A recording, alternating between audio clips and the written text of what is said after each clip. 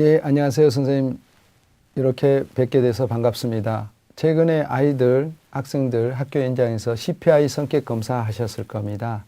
이 CPI 성격 검사는 성격의 가장 중요한 오요인과 또 현장에서 문제가 되고 있는, 그 다음에 여러분들이 지도하는데 가장 어려움을 겪고 있는 주의력 결핍 가행 행동 특성을 가지고 있는 부분이 어느 정도 있는가를 이렇게 융합해서 만들어 놓는 검사 도구입니다. 그래서 이 검사를 하시면 여러분들이 학생들이 어떻게 적응하고 있고 학교 현장에서 이 아이들을 어떤 방법으로 지도할 수 있는지를 구체적으로 살펴볼 수 있습니다. 그러면 이 검사의 목적과 그 다음에 그 검사를 해석하는 방법들을 구체적으로 한번 살펴보도록 하겠습니다. 자, 지금부터 심리검사의 이해에 대해서 한번 살펴보도록 하겠습니다. 우리가 학교 현장에서 다양한 검사 도구를 객관적으로 사용하고 있는데 이런 검사는 심리검사는 무엇이냐, 그리고 이 심리검사는 어떻게 활용해야 되는가를 알려면 심리검사의 기본적인 부분들을 여러분이 아신다면 훨씬 쉽게 그것을 이해할 수 있을 걸로 봅니다. 심리검사라는 것은 우리 개인이 가지고 있는 이런 독특한 특성들, 그러니까 우리 개인이 가지고 있는 독특한 특성들은 여러 가지 방법이 있죠. 그래, 우리 개인이 가지고 있는 독특한 특성은 크게 세 가지로 구분될 수 있죠. 그 사람의 신체적 능력, 그 사람의 정서적 능력, 그 사람의 또 뭐가 있을까? 인지적 능력이 있죠. 그러나 신체적 능력들은 우리가 눈으로 그 다음에 측정으로 가능하기 때문에 심리검사에는 쓰지 않습니다. 그래서 인간의 능력의 두 가지 독특한 특성에 그 사람의 성격적, 정서적 특성하고 그 다음에 인지적 특성을 측정하여 보다 뭐하도록 심층적이고 분석적으로 과학적으로 이해하기 위한 하나의 측정의 절차라고 할 수 있죠. 그러니까 한 개인의 지능과 적성은 뭐예요? 하나의 인지적 능력을 측정하는 거고, 성격이나 흥미나 가치관은 정서적 특성을 측정하는, 심층적으로 측정하기 위한 절차라고 할 수 있습니다. 그럼 이런 심리 검사는 크게 객관적 검사와 투사적 검사로 나눌 수 있습니다. 자, 객관적 검사라는 것은 종국적 단위로 표준화되어 있다. 자, 표준화되어 있고 그것들은 뭐가 있냐면 기준이 있다, 자가 있다. 그러면 그 자에 내가 갖다가 우리 예를 들면 뭘 잴 때, 키를 잴 때 이 사람이 몇 센치인가 재려면 그 자의 눈금들이 있어야 되겠죠. 바로 그런 눈금이 있는 게 뭐냐? 객관적 검사라고 할 수 있죠. 그래서 이 객관적 검사들을 지금 이제 우리가 많이 하고 있는 아이들의 적성을 알고 그 다음에 지능을 알고 흥미를 아는 것들은 다 객관적 이 눈금에다 갖다가 간접적 방법으로 되는 게 객관적 검사라고 할 수 있습니다. 그래서 이런 객관적 검사는 표준화된 작업에 의해서 제작된 검사다. 그럼 뭐냐면 전국적 단위로 뭐 했다라는 거예요? 전국적 단위로 조사를 해서 표집을 해서 뭘 했다라는 거예요? 기준을 만들었다 이 말이죠.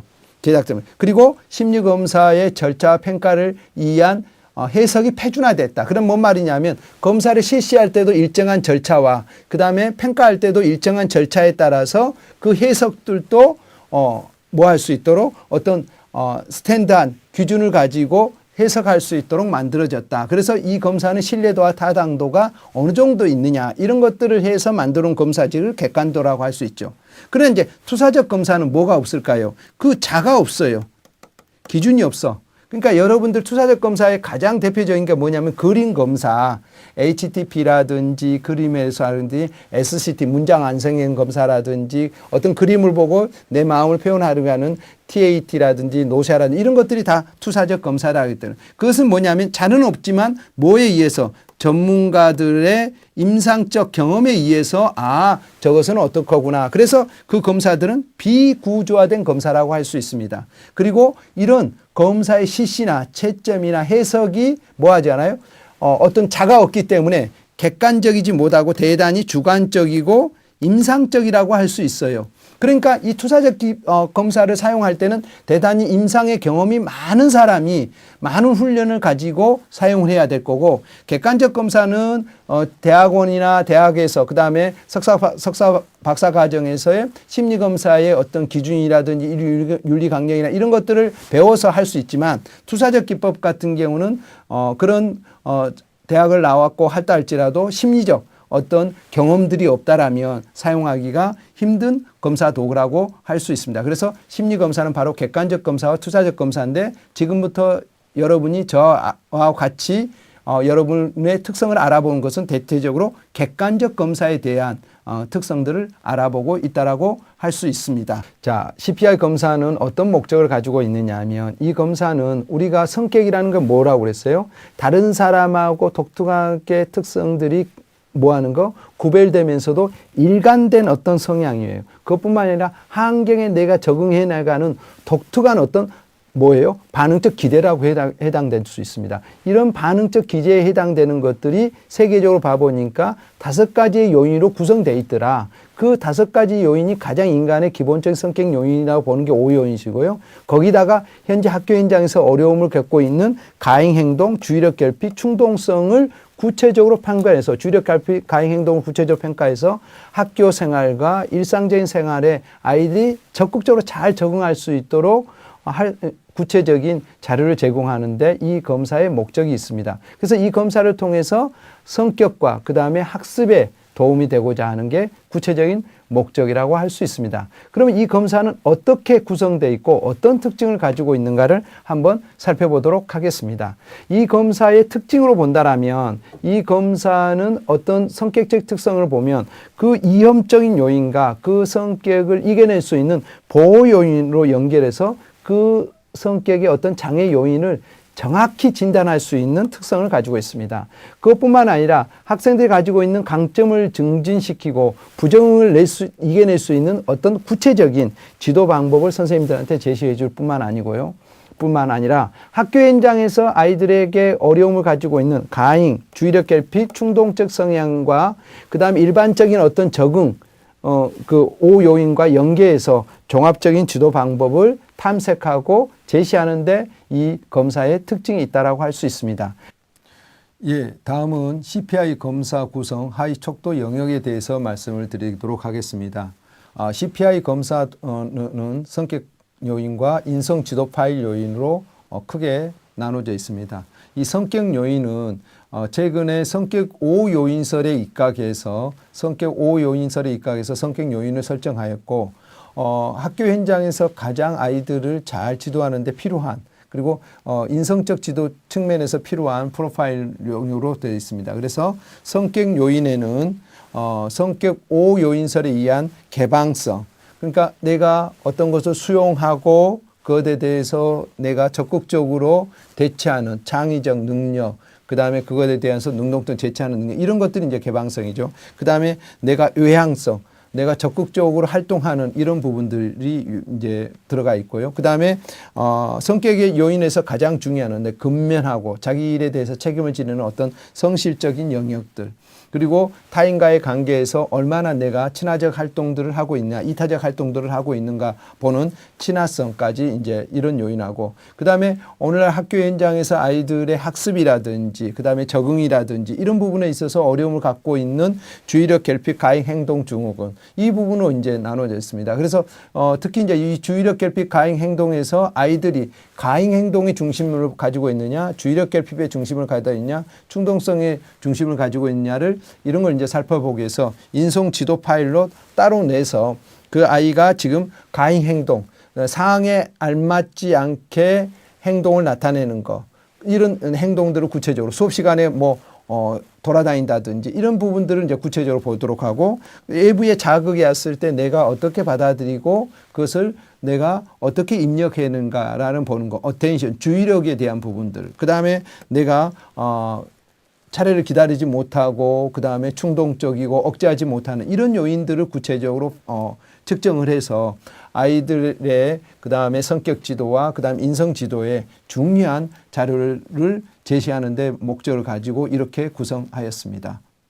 자, 그러면 이 검사를 하게 되면 점수들이 나올 텐데 이런 점수들을 우리는 어떻게 뭐 할 거냐, 해석할 거냐, 이 부분입니다. 자, 이제 검사를 아이들 했잖아요. 그걸 하셨으면 보시면 검사의 점수에는 크게 세 가지의 점수들이 있습니다. 언 점수와 백분율과 표준 점수가 있는데 언 점수는 뭐 할까요? 검사를 획득한 점수입니다. 그러니까 이 언 점수는 아무런 의미가 없어요. 예를 들면 선생님들이 봤을 때 A라는 학생이 국어와 그다음에 수학 성적을 봤더니 국어에 70점, 수학에 60점을 맞았다. 그러면 우리가 국어보다 수학을 못했다라고 할 수 있겠느냐? 할 수 없다라는 거죠. 뭐 때문에 할 수 없냐면 그 반의 평균을 봐니까 국어의 평균은 70점이고 수학의 평균은 55점이다 이 말이에요. 그러면 이 아이는 수학은 평균보다 더 높게 나왔기 때문에 점수는 국어보다 낮게 나왔다 하더라도 수학을 더 잘했다라고 할 수 있다 이 말이에요. 이렇게 비교 가능하도록 만들어 놓은 점수가 뭐냐 하면 표준 점수라고 할 수 있습니다. 그러면 이 백분율 점수는 어떤 거냐면 나의 상대적 이치만을 나타내는 게 뭐다? 백분율 점수다. 그래서 학교 현장에서 백분위 점수는 낮으면 낮을수록 성적이 좋죠. 2% 안에 드냐 9% 안에 드냐 이렇게 얘기한다면 심리검사의 백분율은 높으면 높을수록 긍정적입니다. 그래서 심리검사의 백분율 점수가 85점이다 그러면 85%다 그러면 나보다 못한 아이가 몇 명 있다? 100명 중에서 84명이 있고 나보다 잘한 아이가 몇 명 있을까요? 20 몇 명 있을까요? 5명이 있다. 이 얘기입니다. 15명 있다. 100명 중에서 25명 아니라 15명 있다. 그런 의미죠. 그러니까 우리가 이 백분율 점수는 어느 이치에 가 있느냐 이것만 보는 겁니다. 이건 비교가 가능할까 안 가요? 비교가 가능하지 않습니다. 내가 상대적 이치 어느 구간에 있구나만 인식하도록 해주는 게 뭐다? 백분율 점수다. 그러면 이제 다음 표준 점수입니다. 이 T점수 표준 점수는 뭐냐면 몇 점을 평균을 50으로 하고 표준 편차를 10으로 만들어 놓은 변화된 점수입니다. 그래서 평균과 표준 편차를 가지고 50점으로 변환해 놓고 표준 편차를 10으로 해놨다 이 말이에요. 그 의미는 뭐냐면 아이들이 지능 검사를 봤더니 언어 능력의 문항이 30문항이다.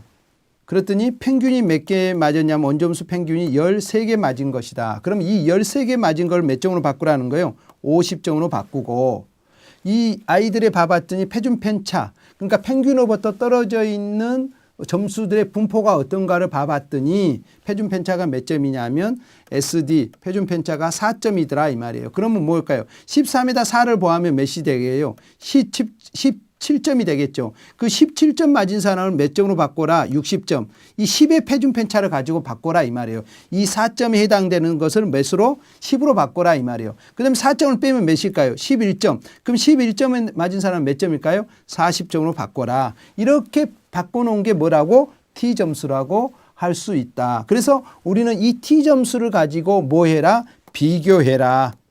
이 T점수를. 그래서 이 T점수의 차이가 10점 내지 5점이 났다 그러면 차이가 있다라고 해석할 수 있을 정도의 그런 것들의 부분에 관심을 가져라. 이 의미를 가지고 있습니다. 그러면 이 점수들의 구체적인 그런 특성들을 한번 살펴보도록 하겠습니다. 자, 이게 이제 구체적으로 살펴보는 게 어떤 거냐. 바로 여기 정상분포 곡선입니다. 모든 점수들은 이 정상분포 곡선을 따르려고 하더라. 이게 뭐냐? 중심 경향성이더라. 모든 점수는 이런 중심 경향성인데 그 문제가 너무 어렵다 그러면 여기에 이렇게 돼 있고 그 문제가 너무 쉽다 그러면 여기에 이렇게 빠져 있습니다. 이걸만 뜰 뿐이지 모든 점수들은 이런 중심 경향으로 중심을 향해서 뭐 하려고 했더라? 모이려고 하더라. 자, 그래서 우리가 이제 뭐 했냐면 T점수를 사람들이 이해하기 쉽게 만들어 놓은 거예요. 평균을 뭐로? 50으로 변환시켜라. 그러니까 무슨 말이냐면 내가 국어 시험을 봤더니 아니면 내가 언어 능력에서 20문항을 냈어요. 그래서 20문항을 냈더니 아이들의 평균이 몇이냐면 평균을 몇 개를 맞아요? 11개를 맞아요. 그럼 이 11개 맞은 점수를 뭐로? 50점으로 봐라 이 말이에요. T점수 50점으로 이렇게 바꿔놓은 거예요. 그랬더니 표준 편차 뭐냐면 평균으로부터 많이 떨어져 있는 거리들의 합의 평균이 뭐냐면 표준 편차거든. 표준 편차가 4야. 그러면 4점을 더하면 몇일까요? 15점. 15점에 해당되는 사람을 60으로 바꿔라. 그리고 4점을 빼니까 몇 점이에요? 7점이죠. 7점에 해당되는 40으로 바꿔라. 이렇게 SD와 평균을 가지고 만들어 놓은 게 뭐라고? 바로 T점수라고 할 수 있다. 그래서 여러분 보신 바와 같이 T점수 40에서 60에 해당되는 사람이 어떤 거예요? 여기에 34%, 34.23%, 34.13%로 이렇게 뭐가 있더라? 들어가 있더라. 중심 경향들이. 그러니까 우리가 이제 수학적으로 애들을 딱 조사해 보면 중심 경향의 몇 퍼센트가 모이더라. 68%에 해당되는 사람이 모이더라. 그래서 이 68%에 해당되는 사람들을 우리는 뭐로 본다? 보통으로 본다. 일반인 사람으로 본다라는 거예요. 그게 이제 여기에 해당돼. 그러니까 T점수 40에서 그다음에 40에서 60에 해당되는 거 여기가 34%, 여기 34%, 84%가 여기에 68%가 여기에 모여 있으니까 보통이다. 그러니까 여기에 36%나 여기에 56%나 거의 똑같은 선상에 있다라고 백분율은 볼 수 있다 이 말이에요. 그러니까 여기에 아이들이 많이 모여 있는 거죠. 그렇죠? 그래서 T점수는 이렇게 봐라. 그래서 T점수는 40과 50점을 뭐로 봐라? 보통으로 봐라. 그 다음에 T점수 30에서 40은 14%에 해당되는 사람이 여기 있어요. 그러니까 낮은 점수들이 여기 있죠. 그러니까 여기는 조금 결핍되어 있죠. 이래서 이 애들은 뭐 해야 되는 거야? 보완해야 된다는 거예요. 그래서 심리검사를 했을 때 40에서 60에 해당된다 그러면 뭐 하라는 소리예요? 보완이 필요한 아이구나. 이건 개선이 필요한 아이구나. 이렇게 해야 된다. 그래서 이 아이에게 알맞는 어떤 개선적 프로그램을 하고 이 아이에게 어떤 도움을 줄 수 있도록 할 건가를 우리는 생각해야 되고 그 다음에 여러분들이 이것에 대해서 고민을 해야 된다 이 말이죠. 그 다음에 뭐 하는 거예요? 30 이하 이것은 2.27% 그러니까 100명 중에서 2명밖에 없기 때문에 아주 특이하다 이 말이죠. 이건 아주 결핍되어 있다 이 말이에요. 그러니까 어떻게 하라는 소리예요? 아주 치료해라. 적극적으로 그 원인을 제거하고 그걸 이겨낼 수 있는 힘을 증진시켜라는 그런 의미예요. 그 다음에 T점수 60에서 70은 뭐예요? 약간 높다 이 말이에요. 14%밖에 그 아이들은 없어요. 높은 아이들이. 그러니까 어떤가요? 좀 이쪽에 상에 있다. 긍정적으로 아주 높다.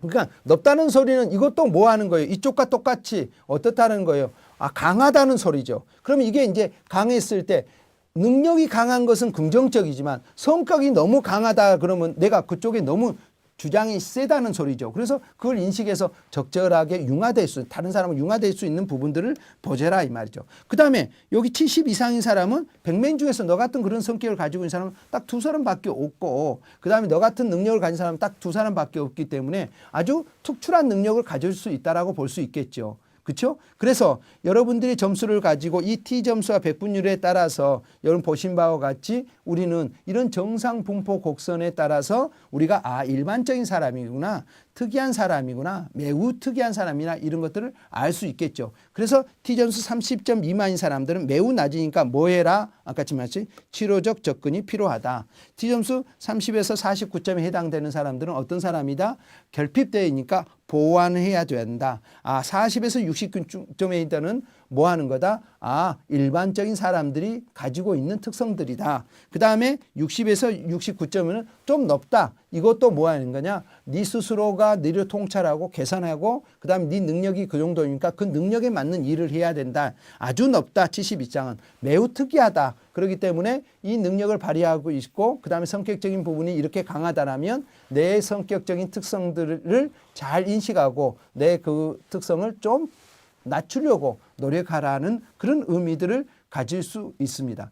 그래서 여러분들이 심리검사를 해석할 때는 다시 한번 말씀드리겠지만 이 정상 분포 곡선에 맞춰서 여러분들이 꼭 해석하시려고 하시고요. 그래서 점수가 T점수 점수가 30 이하이다 그러면 뭐가 필요하다고? 치료가 필요하고 개선이 필요하고 전문적인 그 다음에 교육적 프로그램이 필요한 사람이다. 그 다음에 T점수 30에서 39점 사이는 뭐가 됐다? 약간 결핍되어 있으니까 보완해서 적극적인 그러한 자기 스스로 노력이나 그 다음에 전문가의 도움을 받아서 보완하도록 해야 된다. 그 다음 T점수 40과 60 사이에 있는 사람들은 보통적인 성향이다. 그래서 내가 특히 40에서 50이면 자기 스스로의 문제를 진단하고 노력하려고 한다라면 항상 개선이 될 수 있을 것이다. 그 다음 T점수 60과 69점에 있는 사람들은 약간 높은 상태이다. 그래서 능력이 높다라는 것은 긍정적이기 때문에 자신의 능력을 발휘하도록 해줘야 될 거고, 성격적인 특성은 약간 강하기 때문에 이 부분에 좀 조심을 해라. 그 다음에 T점수 70 이상이다. 그러면 아주 능력적인 측면에서 영재적 특성을 가지고 있고 매우 높은 특성이다. 그러나 성격이 70 이상이다. 그러면 아주 특이한 사람이기 때문에 자기가 이렇게 넣고 있기 때문에 다른 사람과 할 때는 어떤 일이 일어날 것이다. 마찰이 일어날 수 있음을 여러분들이 알고 내가 생활을 한다라면 훨씬 더 도움이 될 것이다. 그래서 모든 심리검사들은 이런 정상 분포 곡선의 T점수와 백분위 점수를 가지고 해석하고 있으므로 여러분들이 이 점수를 잘 기억해주고 활용하시면 유용하게 심리검사를 해석할 수 있을 걸로 봅니다. 예, 지금부터 CPI 성격검사 프로파일에 대해서 같이 한번 살펴보도록 하겠습니다. CPI 성격 프로파일은 크게 성격 요인에 해당되는 4가지에 해당되는 개방성, 성실성, 외향성, 친화성과 그 다음 인성 지도에 필요한 주의력 결핍 가행 행동, 이 영역 5가지 요인을 구체적으로 결과를 어떻게 해석할 건지를 살펴보도록 하겠습니다. 자, 여러분들 보시는 바없이 이 프로파일에서 먼저 뭘 봐야 되냐면 전체적 경향성을 보셔야 됩니다. 자, 전체적 경향성을 보실 때 내가 받는 점수가 T점수 40, 그 다음에 T점수 60에 해당되는 점수들이 어떻게 나타났는가. 그러니까 이 CPI 성격 검사에서는 T점수 40 이하이거나 T점수 60 이상일 때는 그렇게 썩 좋은 부분이 아니라고 할 수 있습니다. 그러니까 성격은 한쪽이 너무 강하거나 성격이 아주 낮거나 이런 것은 아주 안 좋습니다. 성격이라는 것은 조화를 이루어야 되고 그 성격의 조화는 40과 60을 했을 때 우리는 이 보통이라고 얘기하지 않습니까? 그래서 여러분 보시면 같이 이 T점수가 있지 않습니까? 그 T점수에서 30점이냐 40점이나 50점이나 60점이나 70점이나 할 때 30점 이하는 매우 결핍되어 있다라는 거고요. 그렇기 때문에 개방성이 아주 거의 없다라는 소리고 이 30에서 40은 약간 부족하다는 소리고 그래서 40에서 60 사이는 보통으로서 괜찮다라는 겁니다. 그러나 60 이상이면 너무 강하다는 거죠. 그러니까 개방성이 너무 강하다라는 것은 뭘까요? 일상적인 것에 새로운 것만 계속 좋아하게 되겠죠. 그렇게 되면 어떻게 되겠어요? 늘 새로운 것만 찾게 되고 지금 가지고 있는 것에 대해서 관심 없게 되기 때문에 이게 습관화가 안 되겠죠. 그런 의미입니다. 그래서 너무 높아도 안 좋고 아주 높다 그러면 너무 강하다라는 겁니다. 그러니까 성격이라는 것은 유들유들하게 융통성을 가지고 하나의 조화로운 부분들이 돼야 되는데 너무 강하거나 너무 낮으면 어떻다? 적절치 않다라고 볼 수 있습니다. 그래서 여러분들이 먼저 전체적인 40에서 60 사이에 이렇게 왔다 갔다 했을 때 이 사람의 성격은 적절하다. 그러나 우리가 봤을 때 성격을 본다라면 이쪽 50에서 60 사이에 이렇게 왔을 때 다 상당히 성격이 완만하고 그 다음에 능동적이고 이렇죠. 그러나 40에서 50으로 거의 다 가 있을 때는 성격이 완만한 부분들이 있지만 좀 약간의 에너지가 좀 떨어지고 좀 부정적인 성향들을 가지고 있는 이런 특성들이라고 할 수 있습니다. 그래서 이쪽에 점수가 많이 있느냐 50에서 60의 점수가 많이 있느냐들을 한번 살펴보시는 게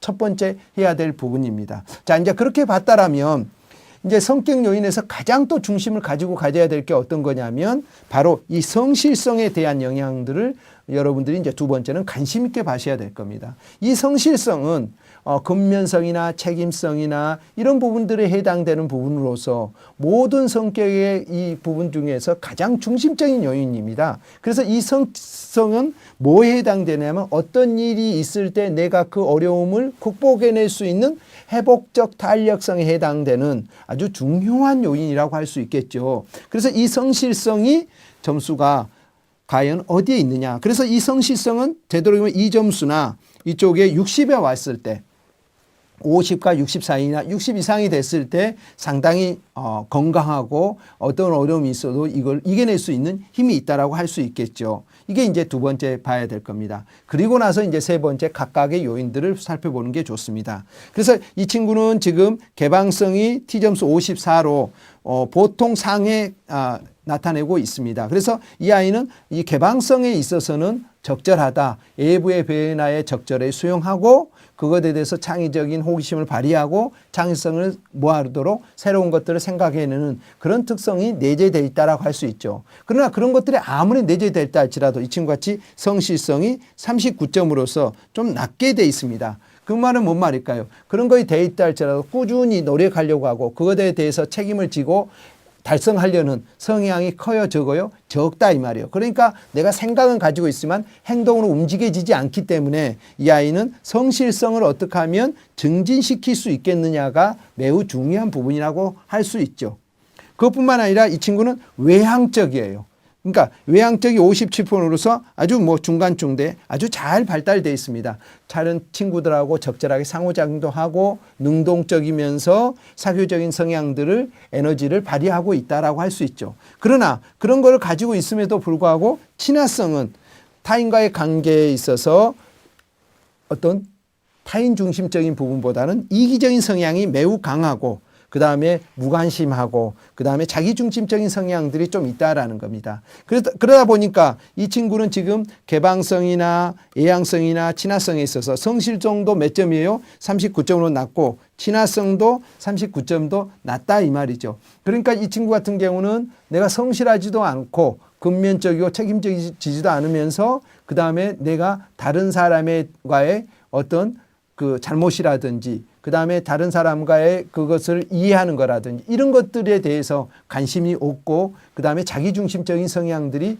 좀 있다 이 말이에요. 그래서 이 친구 같은 걸 외향적이면서도 자기중심적인 성향이 있으니까 타인과의 좀 뭐 할 수 있을까요? 마찰이 일어날 수 있는 성향들을 가지고 있고 외부에 대한 부분들은 잘 배우고 있지만 내가 그것을 따라가려고 하지 않기 때문에 지금 상황으로 보면 CPR 상으로 보면 성격적으로 상당히 적응에 어려움을 가질 수 있다. 그래서 여러분들이 성격 검사를 하신다라면 개방성, 성실성, 외향성, 친화성에 대한 부분들을 점수를 보는 것도 중요하지만 서로 연계해서 이 요인 간에 연계해서 보는 게 부분이 좋습니다. 특히 이 친구 같은 경우는 주의력 결핍이 66%로 아주 높게 나오고 있습니다. 이건 뭐냐? 내가 외부의 자극에 대해서 가히 행동하거나 주의력 결핍을 하거나 충동적 조절을 하지 못하는 그런 성향들이 하이퍼 기질을 가지고 있다라고 할 수 있겠죠. 그러니까 이 성격상으로 보더라도 이 친구 같은 경우는 학교 현장에서 잘 적응하는데 어려움이 있을 거고 그 다음에 내가 목표를 설정을 꼭 꾸준히 성적을 향상시키기 위해서 노력하는 부분도 어려움을 가질 수 있다 이 말이죠. 그래서 먼저 이 친구 얘 같은 경우는 주의력 결핍 가행 행동들이 어느 정도 있는가 이거 봐야 될 겁니다. 그래서 여러분들이 주의력 결핍은 60 이상이 되면 옆에 있는 인성 지도 측정의 가행 행동이라든지 그 다음에 주의력 결핍이라든지 충동성이라든지 이 부분을 꼭 같이 좀 살펴보았어서 그것들이 전체적으로 60에서 70에 가까웠다. 그러면 특히 이 친구같이 70에 가깝다 그러면 잠정적 가세로 혹시 주의력 가행 행동 ADHD의 성향들이 내재되어 있지 않는가를 보면서 관찰해서 그 아이를 심리평가해서 전문적인 치료나 그다음에 전문적인 상담을 해 주시는 게 가장 적절한 특성이라고 할 수 있습니다. 그래서 이 아이는 전체적인 그런 성격적 지수로 본다면 36%로 여기 아주 좀 낮은 그런 특성들을 나타내고 있죠. 자, 그 말은 뭐냐면 성격이 좀 부정적인 성향으로 내재되어 있다. 그래서 이 친구 같은 경우는 어떻게 하면 성격의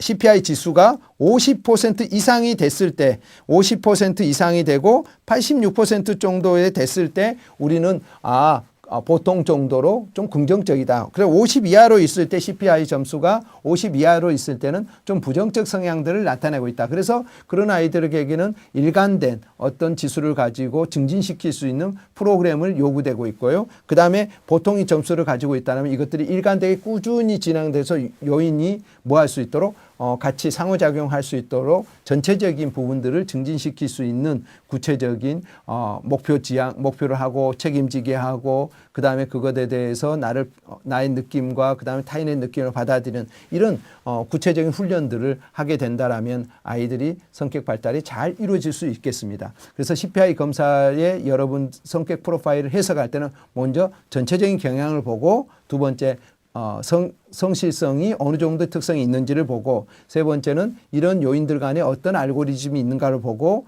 주의력 결핍에 있어서의 60점에서 70점 사이, 특히 70점에 가까울 수는 잠정적 ADHD적 어떤 가능성이 있는가를 살펴봐서 나를 살펴보고 거기에 맞는 부분을 가라. 그리고 CPI 지수가 50 이하인 경우는 내가 성격을 변화시키기 위한 꾸준히 자기 통찰을 이뤄서 변화시키기 위한 어떤 상담이라든지 프로그램을 실시해 보는 것도 그리고 참여해 보는 것도 매우 중요하다. 그래서 먼저 CPI 점수가 낮은 아이들은 다른 사람을 나를 돌아보고 다른 사람의 말을 잘 듣는 그런 연습부터 하신다라면 내 성격이 바람직하고 그다음에 잘 적응할 수 있는 아이로 성장할 수 있을 걸로 믿습니다.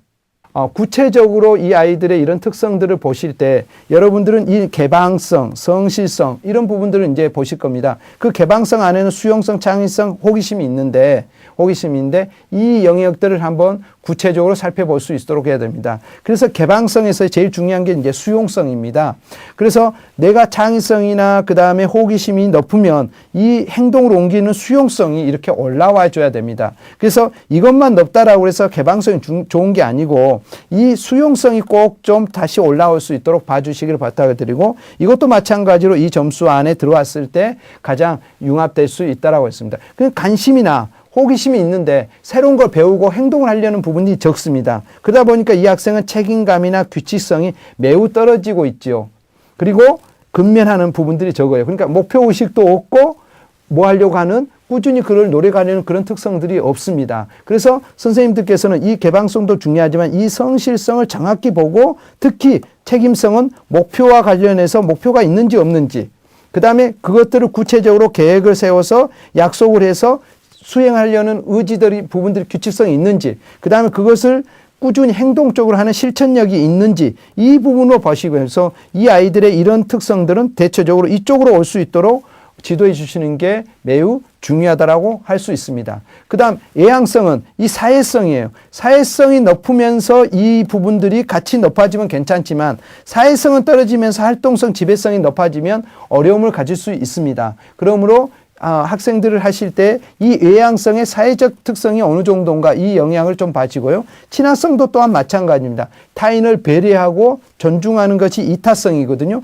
이타성이 높으면서 어떤 간접성이나 신뢰성이 높아야지 이 친구는 타인에 대해서 신뢰가 적고 그 다음에 타인의 잘못에 대해서 인정하는 이런 것을 너그럽지 하는 부분들이 적기 때문에 타인에 대한 존중이나 배려가 없다라는 거죠. 자기중심적인 어떤 성향들을 나타낼 수 있다라는 것입니다. 그래서 이런 부분으로 여러분들이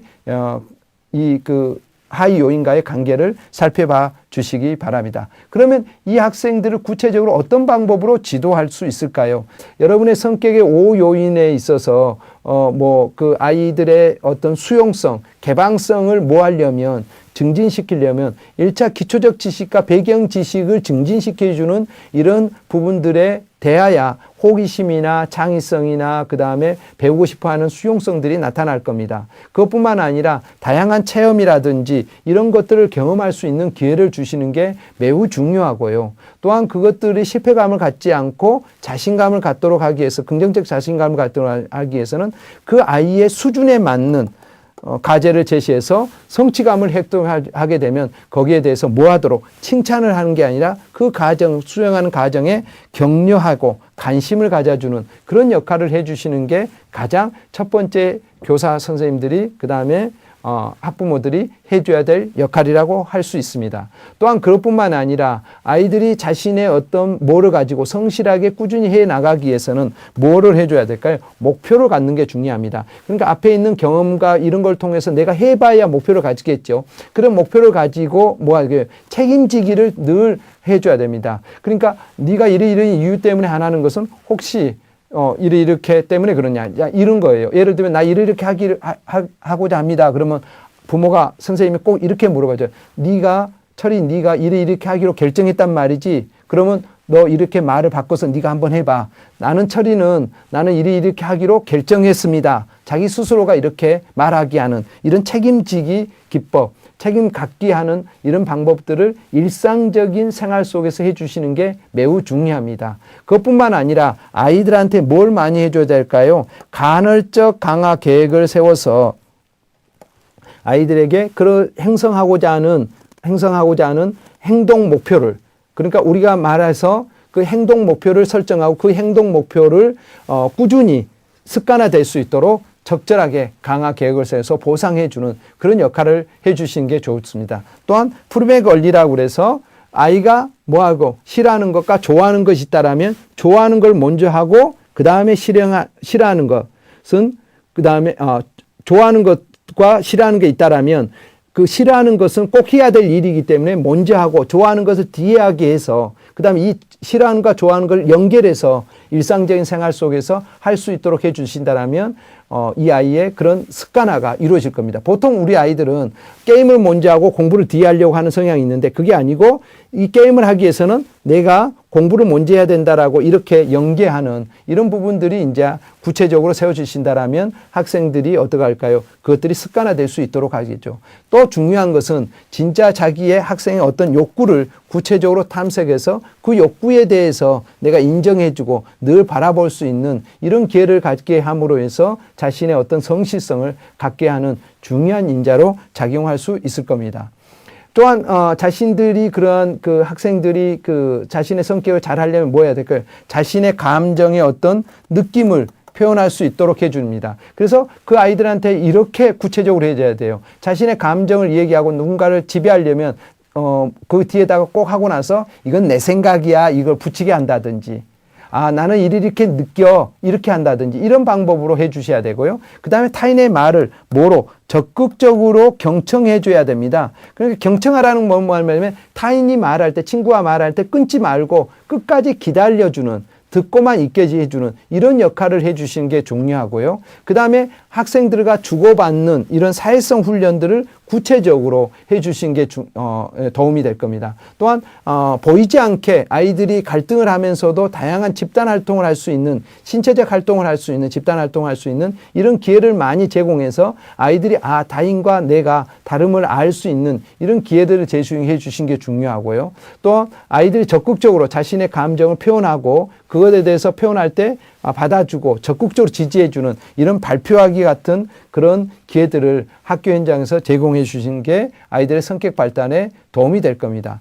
또한 아이들이 자신의 그런 뭐가 났을 때, 화가 났을 때, 그 다음 스트레스가 왔을 때 그 스트레스를 이겨낼 수 있는 방법으로 화가 나면 더 정도로 호흡이 빨라지거든요. 그래서 자신의 호흡을 한번 느껴보고 화가 났을 때 심장 박동수를 느끼게 한다든지 그 다음 숨을 참게 한다든지 이런 심호흡 다루기를 해주고 그 다음에 타인을 인정하기 타인은 절대 나의 욕구와 그 다음에 타인의 욕구와는 똑같지 않다라는 것을 알고 타인의 욕구도 저렇게 있음을 인정해주는 이런 훈련들을 뭐 하는 거예요? 시키고 그 다음에 화가 났을 때 온 손가락에 힘줘 그 다음에 손가락 힘 펴. 그래서 꾹 하게 하는 이런 이해한 훈련이라든지 그 다음에 만트라 명상이라든지 이런 것들을 통해서 자신이 알아차림이 되고 자신의 심리적 안정을 갖게 하는 이런 기법들을 써서 성격을 이렇게 가도록 해줘야 합니다. 실제 성격의 가장 기초는 가정입니다.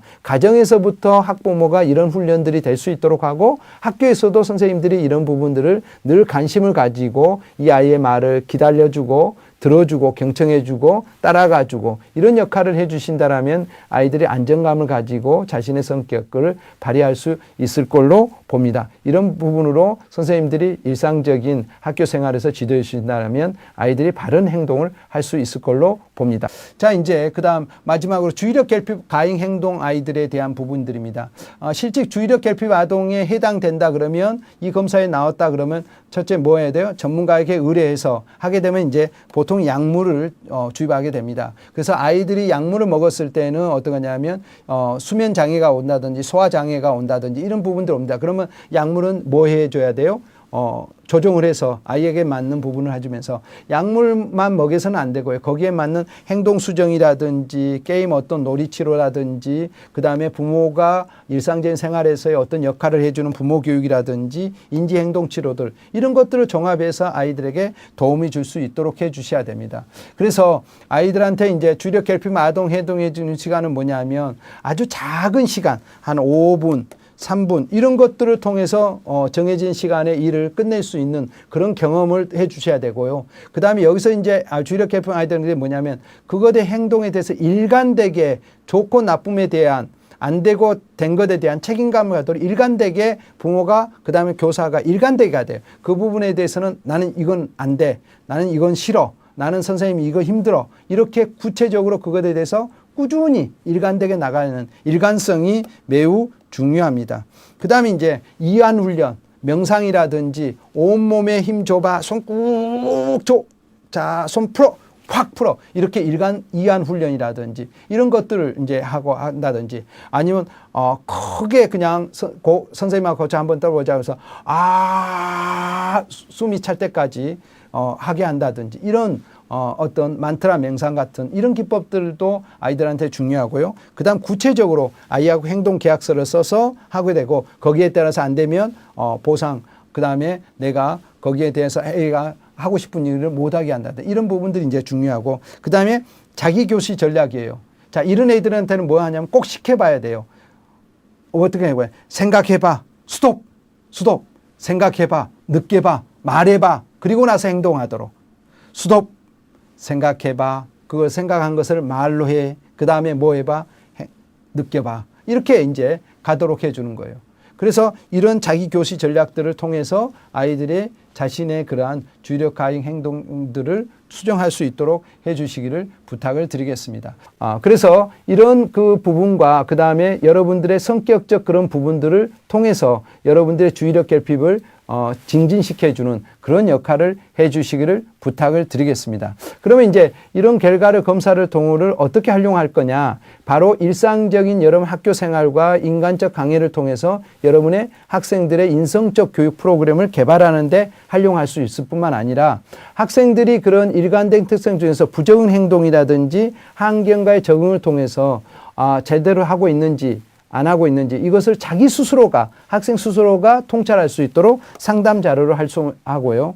특히 학교 현장에서 적응하지 못하는 가행 행동이나 주의력 결핍 충동성 장애를 일으키는 아이들에게 이 아이가 충동성에 문제가 있는지 주의력에 문제가 있는지 가행 행동에 문제가 있는지를 구체적으로 평가하고 거기에 맞는 구체적인 프로그램을 제시하는 게 이 그 검사 도구의 활용 방안이라고 할 수 있습니다. 그래서 여러분들이 빅5의 성격을 증진시키는 부분과 그 다음에 지금 말하는 우리 주의력 결핍을 증진시키는 부분들을 통합해서 아이들의 행동이 바람직하고 행복한 그런 학교 생활이 될 수 있도록 선생님과 교사가 적극적인 상호작용을 통해서 주의력 결핍에 해당되는 부분들은 빠른 시일 내에 조치를 했어서 아이들의 심리적 프로그램과 약물 치료를 통해서 아이들이 건강하게 학교에 적응할 수 있도록 지도해 주신다면 아이들이 행복하고 그 다음에 아이들이 행복해서 선생님들이 행복하는 그런 시간이 될 걸로 믿습니다. 오늘 또 저와 같이 함께 해주셔서 감사드리고요. 오늘 또 좋은 하루 되시기 바랍니다. 감사합니다.